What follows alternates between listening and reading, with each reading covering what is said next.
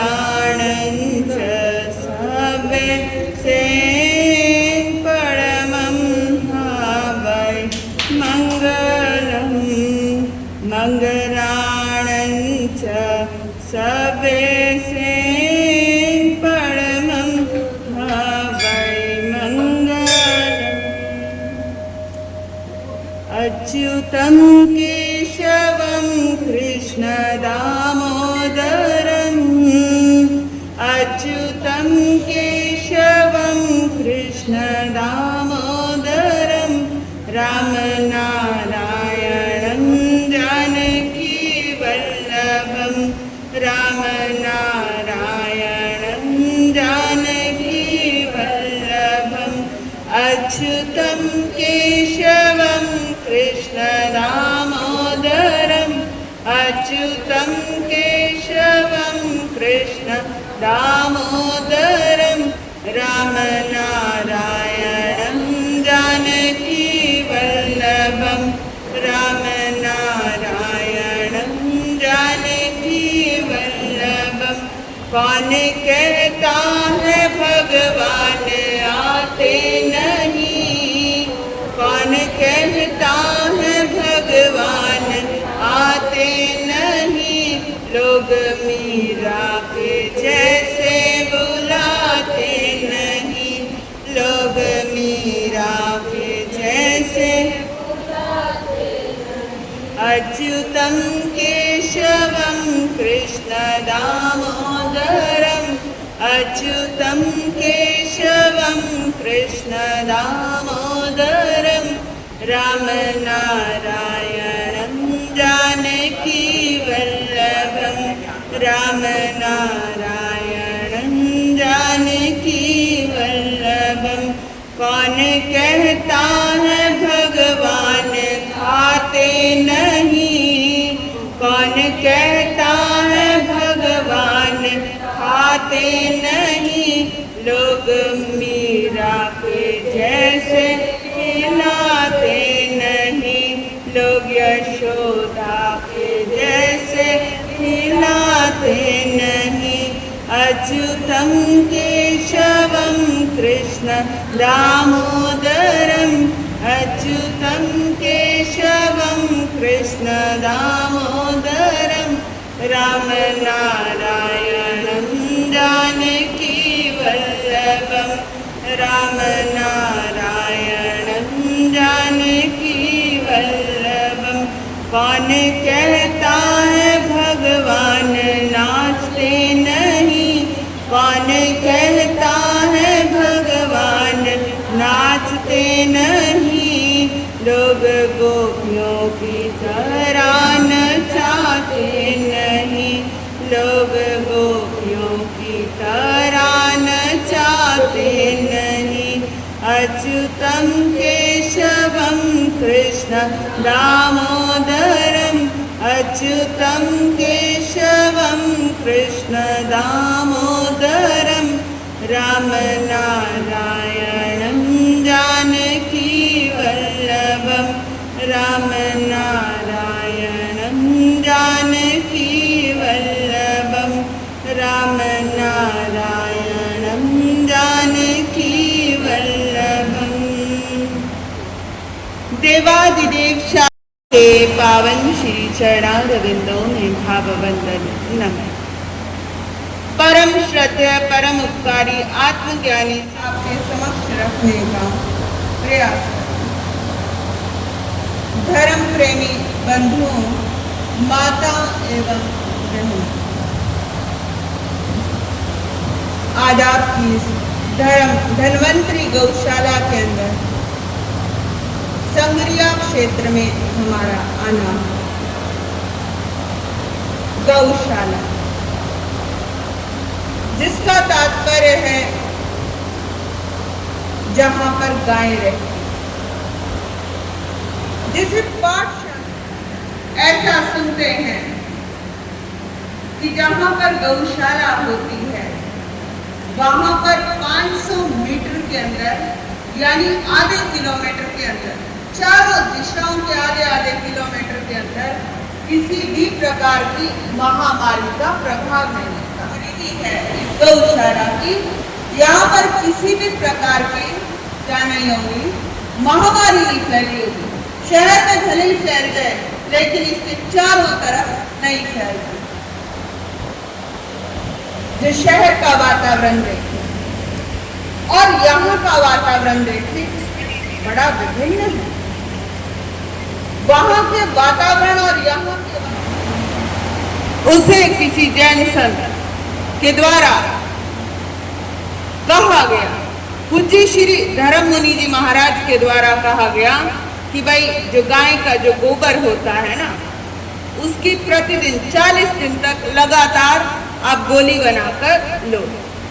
ताजे गोबर की गोली बनाई, थोड़ा सूखने दिया, जितनी टैबलेट होती है उसी साइज का आपको लेना है और आपको पानी पी लेना है उसके साथ। उस गोली का प्रभाव उतना दूध से नहीं होगा जितना पानी से होगा, क्योंकि जो गोबर की तासीर है वो गर्म होती है। प्रतिदिन वो व्यक्ति लेने लगा और देखते ही देखते उसकी अंदर की जो गले की गांठ थी वो धीरे धीरे भूलती चली गई। प्राचीन चीजों में बड़ा रहस्य छिपा हुआ है। गौ के संबंध में तो बड़ी ही बातें सुनने में आती हैं। गौ घृत, गाय का घी, गाय का दूध अपने आप में अमृत है। प्राचीन समय से ही जितनी भी मूर्तियां हैं उन पर अभिषेक दुग्ध इत्यादि से ही किया जाता है, क्योंकि उसे अमृत माना जाता है, उसे पवित्र माना जाता है। गौ का अर्घ, गौ के अर्घ के साथ साथ गौमूत्र, सारी चीजें ही गाय की बड़ी ही महत्वपूर्ण है, आपके जीवन के लिए उपयोगी है। किसी अनुभवी महर्षि ने लिखा, किम जीवनम, कि जीवन क्या है, यद दोष विवर्जितम, जिस जीवन से दोष निकल जाए बस वही जीवन है। आप सभी मनुष्य हो, प्रकृति से आप सभी मनुष्य हो, लेकिन मनुष्य के जो गण होते हैं, देवगण भी होते हैं, मनुष्य गण भी होते हैं जन्मपत्री के अनुसार, और राक्षस गण भी होते हैं। अक्सर व्यक्तियों को देखा है मानव होते हुए भी दानवीय प्रवृत्ति के हो जाते हैं, लेकिन मैंने ऐसा देखा है जितने भी पशु इत्यादि हैं वो मरने के बाद भी काम आते हैं। इंसान है, जीते जी काम आ सकता है, लेकिन वो उसके भीतर प्रज्ञा नहीं जागती। आप देखिए, पशु तो मरने के बाद भी 100 काम आ जाता है, लेकिन मनुष्य का जो तन है वो भस्म हो जाता है। पशु मर कर भी 100 काम आएगा, पशु मर कर भी 100 काम आएगा, तेरा तन भी भस्म हो जाएगा। पशु मर कर भी 100 काम आएगा, तेरा तन भी भस्म हो जाएगा, तेरा नाम निशान मिट जाएगा। मुख से राम राम राम राम गाए जा, पशु मर कर भी 100 काम आएगा, तेरा तन भी भस्म हो जाएगा, तेरा नाम निशान मिट जाएगा। मुख से राम राम राम राम गाए जा, बंदे डूबता हुआ तर जाएगा। मुख से राम राम राम राम गाए जा, बंदे डूबता हुआ तर जाएगा। मुख से राम राम राम राम गाए जा। जैसे प्राचीन समय से आप सुनते आ रहे हैं, बड़ा सुनते आ रहे हैं। अब कोई परंपरा मानती है कि नजर दोष होता है, कोई परंपरा मानती है कि नहीं नजर दोष नहीं होता, कि आत्मा को किसी भी प्रकार की नजर नहीं लगती है। लेकिन ऐसा प्राच्य विद्या के अनुसार बताया गया है कि यदि गाय की पूंछ बच्चे के या किसी भी व्यक्ति को नजर इत्यादि लग गई हो तो उसकी पूंछ के द्वारा भी मतलब उसकी पूंछ उसके शरीर पर स्पर्श कर दी जाए और उससे भी झाड़ा इत्यादि लग जाता है। किसी व्यक्ति को सिर दर्द हो, गाय के सिर पर लगातार हाथ फेरने से बुखार ठीक हो जाता है, बीपी ठीक हो जाता है। यदि गाय के शरीर तक थोड़ी देर तक उसके सिर के इर्द गिर्द हाथ फेरता है व्यक्ति और उसी सिर को अपने पूरे शरीर पे लगा ले और यदि यहाँ पर लगा ले तो उसको ये समस्या तक भी ठीक हो सकती है। आज अधिकांशतः लोग सिर दर्द की समस्या से बड़े ग्रस्त हैं, माइग्रेन की समस्या से बड़े ग्रस्त हैं। इतना ही नहीं, ब्रेन की भी बड़ी बड़ी समस्याएं। एक महिला देखी दिल्ली में, उस महिला को ब्रेन ट्यूमर हो गया था, अब गांठ है। गांठ को यदि डिसॉल्व करना है तो उसे उष्ण प्रकृति चाहिए। उष्ण प्रकृति यानी थोड़ा गर्मपन अधिक चाहिए गांठ को पिघलाने के लिए। जैसे आपके घी इत्यादि के अंदर थोड़ी गांठ सी यदि पड़ जाए तो आप सबसे पहले क्या करते हो, सर्दियों के अंदर उसे गर्माहट देते हो, ऊष्मा देते हो, मतलब गर्मी की उसे तासीर देते हो, अग्नि का स्पर्श कराते हो, जिससे वो क्या होती है, पिघलनी स्टार्ट हो जाती है। यदि आप अपनी रूटीन की लाइफ के अंदर किसी कैप्सूल के अंदर भी डाला जा सकता है, गोबर इत्यादि को, गाय के गोबर को किसी कैप्सूल इत्यादि में डालकर भी आप सेवन कर सकते हो, या गाय के गोबर को थोड़ा गोलाई देकर थोड़ी देर उसे रख दिया जाए और उसे पानी के साथ ले लिया जाए। ऐसा कहते हैं कि व्यक्ति को कैंसर इत्यादि के रोग भी नहीं होते। पेट के इर्द गिर्द जो कैंसर हो जाता है, आजकल लीवर सोराइसिस की भी बड़ी प्रॉब्लम आ गई है। पेट के इर्द गिर्द कुछ बहुत सारे व्यक्तियों के गांठें बन जाती हैं। व्यक्ति डरने लगे, किसी को किसी भी प्रकार की मानहानि का डर है, इज्जत का डर है, बहुत से भय हैं। किसी को देव भय है, देवी देवताओं का भय है, किसी को पितृ इत्यादि देवताओं का भय है, और किसी को ऐसा लगता है कि घर परिवार में ही भय है, सामाजिक भय है, अलग अलग तरीके के भय हो सकते हैं। डर, किसी को देवरानी जेठानी से डर लगता है, किसी को सास से डर लगता है, तो डरते समय तो व्यक्ति को महसूस नहीं होता, लेकिन उसके धीरे धीरे या तो अंडर आर्म्स इत्यादि में गांठें बनने लग जाती हैं या पेट के इर्द गिर्द गांठें बनने लग जाती हैं, और उन गांठों का इतना उपचार संभव नहीं है। लेकिन यदि आप गाय का गोबर की गोली बनाकर रूटीन में लेने लग जाओ तो उससे भी बड़ा अच्छा रहेगा। अब किसी भी चीज की excess of everything is bad, हर चीज की अति तो बुरी है। ऐसा भी हो सकता है 10 दिन ले ली, 10 दिन छोड़ दी, 10 दिन ले ली, 10 दिन छोड़ दी, लेकिन सर्दी के दिनों के अंदर तो आप प्रतिदिन भी इसका सेवन कर सकते हो।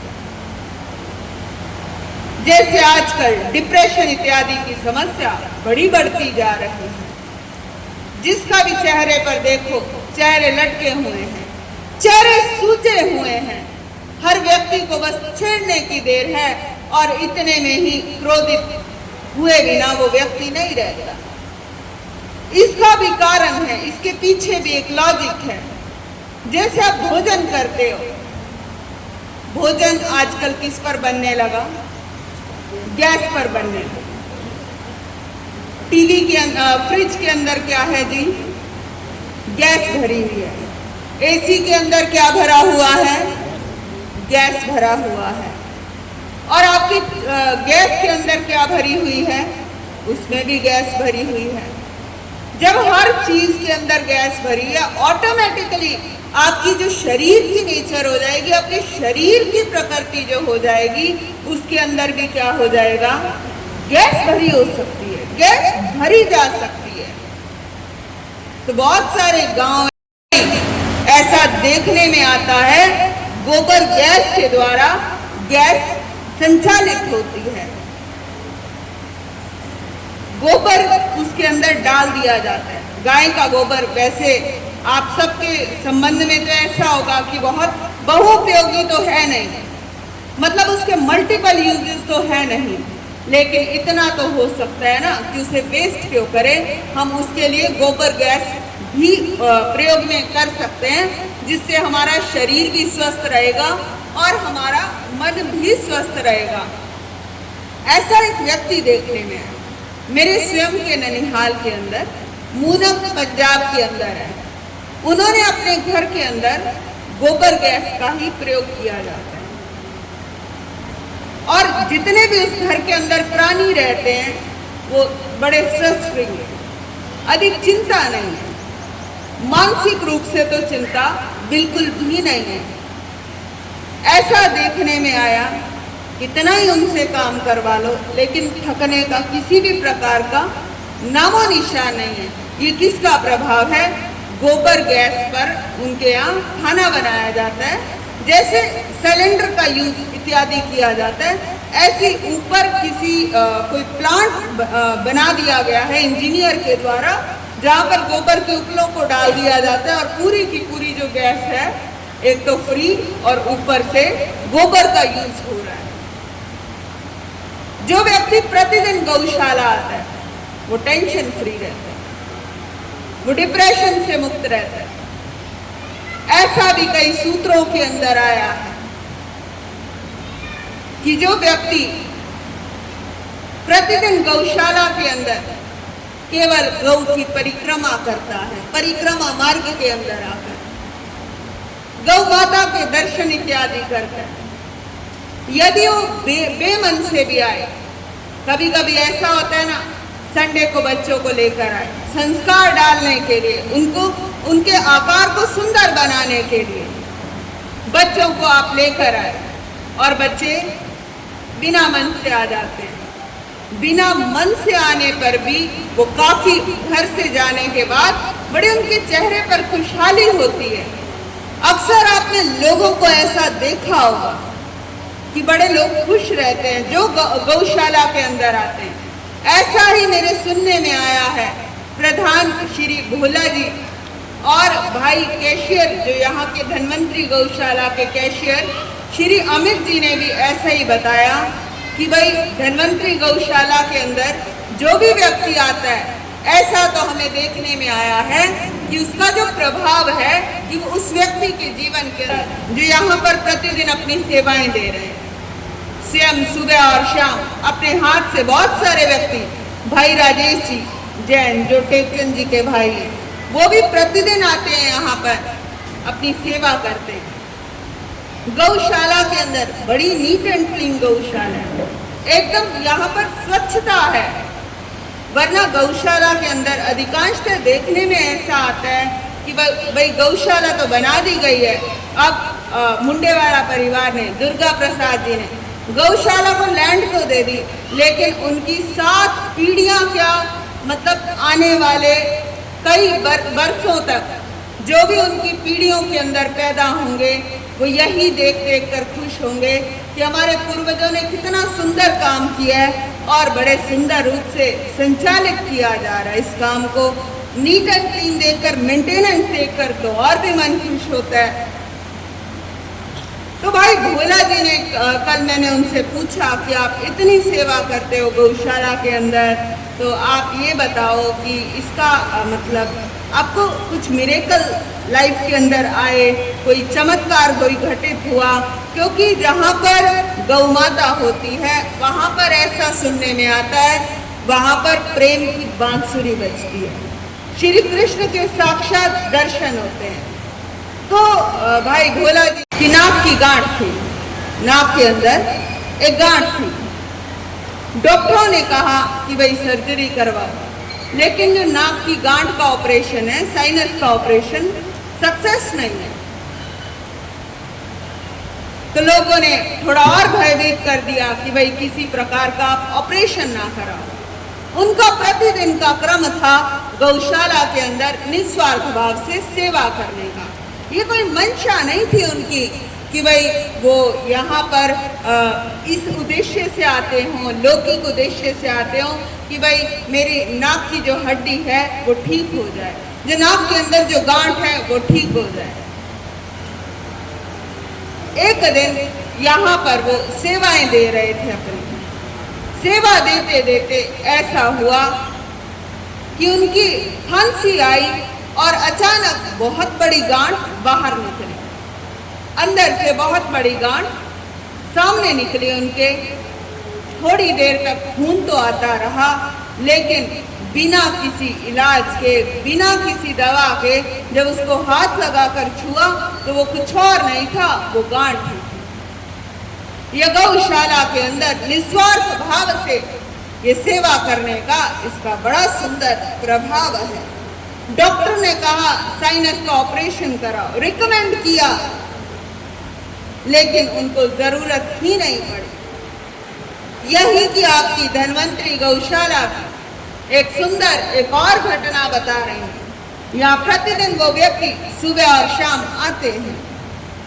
देवकरण सोनी जी कई वर्षों तक आए, अब मेरे ख्याल से वो जयपुर के अंदर चले गए हैं। देवकरण सोनी, अच्छा ये रे भाई पीछे ही बैठे हैं, उनकी दोनों किडनी बदलने योग्य थी, लेकिन इस समय वो एक किडनी पर जिंदा है। डॉक्टरों ने मना किया कि भाई भारी काम ना किया जाए, बट्ठल ना उठाए जाएं। गोबर के बट्ठल, अब सफाई करने के बाद भारी भरकम बट्ठल। इंसान का जो मलमूत्र होता है हल्का होता है, लेकिन पशु इत्यादि का थोड़ा भारी होता है और अधिक मात्रा में होता है, क्योंकि पशुओं के अंदर जो है ना आहार संज्ञा अधिक होती है, भूख अधिक लगती है, इंसान से अधिक भूख लगती है। अब दोनों किडनी मतलब उनकी बदली हुई है। अब डॉक्टरों के मना करने पर भी वो लगातार जिंदा है। डॉक्टरों ने मना कर दिया कि भाई आप ऐसा ना करो, हैवी काम बिल्कुल नहीं करना, भारी काम यदि करोगे तो आपकी किडनी पर बहुत भारी भरकम इफेक्ट आएगा। अच्छा, प्रति माह जयपुर के अंदर जाते हैं चेक करवाने के लिए, चेक करवाने जाते हैं कि भाई डॉक्टर देखता है, रिपोर्ट चेक करता है, रिपोर्ट एकदम नॉर्मल आती है। ऐसे ही व्यक्ति था कुरुक्षेत्र के प्रधान जी, उनके जो पांव थे बड़ा पेन रहता था और बड़ी स्वेलिंग रहती थी। दर्द इतना था कि जब भी उनको कहते भाई आप प्रधान हो, आप प्रवचन के अंदर आया करो, तो कहने लगे महाराज आना मुश्किल है, इतना इजी नहीं है आना, मेरे पाँव में दर्द है, घुटनों में दर्द है और पैर इतने इतने सूजे हुए हैं, हाथी की तरह मेरे पाँव हो गए हैं। तो उनको कहा गया कि मेरे द्वारा ही कहा गया कि आप कृपया इस पर जो है गोबर का लेप लगाओ, ताजे गोबर का लेप। गौशाला के अंदर प्रतिदिन जाओ और ताजे गोबर का आप लेप लगाओ। लगभग आधा एक घंटा गर्मी के दिनों में सूखने में लगता था। 15 दिन तक उन्हें सजेस्ट किया गया 15 दिन तक आप गोबर का लेप मिनिमम लगाओ। 15 दिन के बाद जो उनके पांव हाथी जैसे थे एकदम पतले पांव हो गए, क्योंकि गोबर के अंदर वो शक्ति है, वो स्वेलिंग इत्यादि भी ठीक कर सकती है। जो बड़ा ही दर्द हो रहा था वो दर्द भी ठीक हो गया। बड़ा ही लाभदायक है। पता नहीं यहाँ पर संगरिया में मिलता है या नहीं मिलता, लेकिन ऐसा तो बड़ा देखने में आया है जो गौ अर्घ के जो फायदे हैं, स्वयं प्रधानमंत्री नरेंद्र मोदी जी भी अपने भाषणों के अंदर बोला करते हैं कि भाई जो गौ अर्घ यदि जो भी व्यक्ति लेगा उसको कैंसर इत्यादि जैसे वायरस अटैक नहीं कर पाएंगे। जैसे कोविड जैसी महामारी आई, वो भी किसी भी प्रकार के जो वायरस है, इन्फेक्शन है, मौसम के अंदर फैले हुए हैं, जैसे स्वाइन फ्लू इत्यादि, यदि प्रतिदिन व्यक्ति लेता है तो उसे किसी भी प्रकार के वायरस इत्यादि अटैक नहीं कर पाते। अब राजेंद्र मोदी जी यहीं के संगरिया के जयपुर चले गए। ऐसा सुनने में आया है कि जो घर पर तो किसी भी प्रकार का कोई भी काम नहीं करते थे, लेकिन यहाँ पर बट्ठल के बट्ठल भरकर जिन्होंने उठाए हैं, अब संगरिया में तो रहते नहीं हैं, अब तो खैर जयपुर चले गए, लेकिन उन्होंने धन्वंतरी गौशाला के अंदर अपनी खूब सेवा दी, खूब ही सहयोग दिया। जहाँ पर श्री कृष्ण होते हैं वहाँ पर गाय भी होती है, जहाँ पर गाय होती है वहाँ पर गोविंद भी अवश्य ही होते हैं।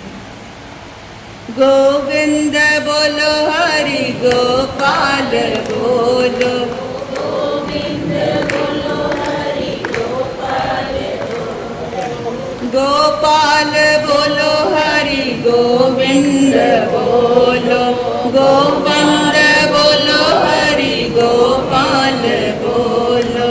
हम तो चाकर हैं गोविंद गोपाल के, ओ हम तो चाकर हैं गोविंद गोपाल के, ओ हम तो चाकर हैं गोविंद गोपाल के, ओ हम तो चाकर हैं गोविंद गोपाल के। गोविंद बोलो हरि गोपाल बोलो, गोविंद बोलो हरि गोपाल बोलो, गोविंद बोलो हरि गोपाल बोलो, गोपाल बोलो हरि गोविंद बोलो। गौ के संबंध में ऐसा भी आता है, जैसे किसी व्यक्ति का स्वभाव बड़ा नरम है तो कह देते हैं कि भाई ये गौ जैसा स्वभाव है। किसी संत के संबंध में भी ऐसा कह देते हैं कि जो संत का स्वभाव है गौ जैसा है। व्यक्ति के संबंध में दानव जैसा जीवन बना दिया, लेकिन प्राकृतिक रूप से हम कैसा हमारा स्वभाव था, गौ जैसा स्वभाव था। शास्त्रों में आया है किम जीवनम, किम जीवनम, जीवन क्या है। किसी अनुभवी महर्षि से पूछा गया किम जीवनम, जीवन क्या है। उसका रिप्लाई देखो कितना सुंदर किया गया, यत दोष विवर्जितम, जिस जीवन से दोष निकल जाए बस वही जीवन जीवन है, और वही जीवन महाजीवन की खोज के लिए भी निकल जाता है। ऐसा भी सुनने में आता है कि गाय के अंदर बहुत सारे देवी देवताओं का निवास है। अब भाई आपके धन्वंतरी गौशाला के अंदर तो बहुत सारी गायें हैं, मुंडा वाले परिवार की बदौलत और आप सबके सेवा और सहयोग से। अब तो आप यदि आप सुबह सुबह गौ के दर्शन करते हैं उससे भी बड़ी उत्तम आपको रिजल्ट देखने में मिलेगा। इतना ही नहीं, गाय की परिक्रमा का भी बड़ा महत्व है। जैसे आप मंदिर के अंदर फेरी लगाते हैं, राइट टू लेफ्ट लगाते हैं, मंदिर के अंदर आरती उतारते हैं, शाम को राइट टू लेफ्ट उतारी जाती है, इस तरीके से किया जाता है। फिर राइट टू लेफ्ट उतारी जाती है। गुरुजनों को इत्यादि को बंद कराने के लिए जाता था। ना तो पंडितों ने इतना कोई धंधा बनाया हुआ था, लेकिन अब पंडित भी कैसे हो गए, धंधा बनाने लग गए। लेकिन मैं आपसे कहूंगी, पुराने समय में लोग मक्का, बाजरा इत्यादि ये प्रतिदिन डालते थे, मूंग इत्यादि, और बंदरों को केले इत्यादि खिलाने और गाय इत्यादि को भी खिलाया जाता था। जितना इस गौशाला का महत्व है, इतना किसी और शाला का इस जगत के अंदर, इस भारतीय संस्कृति के अंदर तो मुझे लगता है कोई महत्व नहीं होगा। धर्म स्थानों के संबंध में भी शंका उत्पन्न हो जाती है लोगों के मनों में। धर्म के संबंध में भी बड़ी शंका उत्पन्न हो जाती है लोगों के मनों में। धर्म गुरुओं के संबंध में भी शंका उत्पन्न हो जाती है लोगों के मनों में। शास्त्रों के अंदर दी गई मान्यताओं के आधार पर भी संदेह पैदा हो जाते, शंका उत्पन्न हो जाती है। लेकिन गौशाला के संबंध में ऐसा देखने में आता है, किसी भी प्रकार की शंका उत्पन्न नहीं होती। जितने सुंदर आप कर्म करोगे, उतना ही सुंदर आपको फल मिलता चला जाएगा। मानव जीवन मिला है, बड़ा ही दुर्लभ जीवन है। सत्संग भी मिला है, वो भी दुर्लभ है। पहली बात तो कान मिलने ही दुर्लभ है, और फिर सत्संग मिल जाए तो ये सोने में सुहागा होता है। ये तो भारतीय संस्कृति ही ऐसी है जहाँ पर आपको ये सब सुविधाएं मिलती हैं। क्या किसी अन्य देश के अंदर ऐसी गौशाला इत्यादि हैं? अभी कुछ दिन पहले मेरे मन के अंदर चिंतन उभर रहा था कि भारत के अंदर ही ऐसा क्या है, भारत के अंदर ही ऐसा क्या है। सारी गौशालाएं भारत में, त्यागी महापुरुष भारत के अंदर, इसी भारत के अंदर बहुत सारी गौशालाएं हैं। इसी भारत के अंदर बड़े प्रिंसिपल्स बनाए गए हैं, ह्यूमन राइट्स इसी भारत के अंदर बनाए गए हैं। इसी भारत के अंदर मान्यताएं बनाई गई हैं, इसी भारत के अंदर भक्ति के भाव हैं, इसी भारत के लोगों के अंदर वैराग्य की भावना है। क्या सब कुछ भारत नहीं है? आप सारे के सारे सौभाग्यशाली हो। आप सबको एक सुंदर कल्चर मिला है, भारतीय संस्कृति मिली है। तो भारत की भूमि के अंदर आपका जन्म हुआ है। ये मिट्टी हर किसी को नहीं मिलती। हर स्थान पर जो नॉर्थ एरिया है, ये और भी ज्यादा उपजाऊ है, जो आपका ये उत्तर भारत है। दक्षिण के अंदर तो सारे मौसम नहीं होते हैं।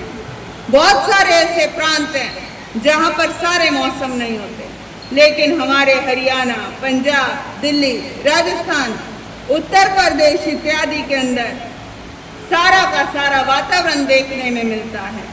आपको गर्मी भी देखने को मिलती है, आपको सर्दी भी देखने को मिलती है, आपको बारिश का मौसम भी देखने को मिलता है, आपको नमी का मौसम भी देखने को मिलता है, चिपचिप वाला समय भी आपको देखने में मिलता है। जो हरियाणा, पंजाब, राजस्थान इत्यादि का जो एरिया है, यहाँ के लोगों के अंदर जो भावना होती है ना, श्रद्धा होती है, बहुत गहरी जमती है। बड़े इमोशनल लोग होते हैं। आप देखो, उत्तराखंड देवभूमि है, वहां पर भी बहुत सारे साधु सन्यासी, लेकिन जो हमारी ये नॉर्थ इंडिया के अंदर बहुत अधिक साधु सन्यासी हमें देखने में आते हैं। और जो यहाँ के लोगों का जो एक बेसिक नेचर है ना, बड़ा मिलनसार होता है, इमोशनल होते हैं। ऐसे ही गौशाला के संबंध में मैं आपको कहती हूँ कि भाई गौशाला है, क्या किसी ने कोई वानरशाला बनाई है? क्या किसी ने कोई श्वानशाला, यानी जहाँ पर कुत्ते रहते हैं, कुत्तों के लिए किसी भी प्रकार की कोई शाला बनाई है? क्या कोई चींटियों के लिए कोई स्थान बनाया है? इस गौ का भी अपना बड़ा ही महत्व, अद्भुत महत्व है। तो ऐसे ही आपको समय समय पर गौ माता इत्यादि की सेवा करनी चाहिए। आप सौभाग्यशाली हो कि आपके संग्रिया मंडी कोई बहुत बड़ी मंडी नहीं है, छोटी सी मंडी है।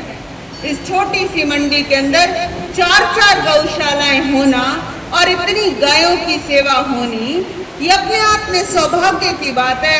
इट मीन्स यहाँ के लोगों के अंदर दान की जो भावना है, दान की प्रवृत्ति बड़ी अधिक है। तो ये बड़ी सुंदर बात है, ये बहुत ही श्रेष्ठ बात है अपने अंदर इसी प्रकार की जो भावनाएं हैं बढ़ाते रहना। इन्हीं भावों के साथ ओम अरहम, ओम अरहम, ओम अरहम। बोलिए शासन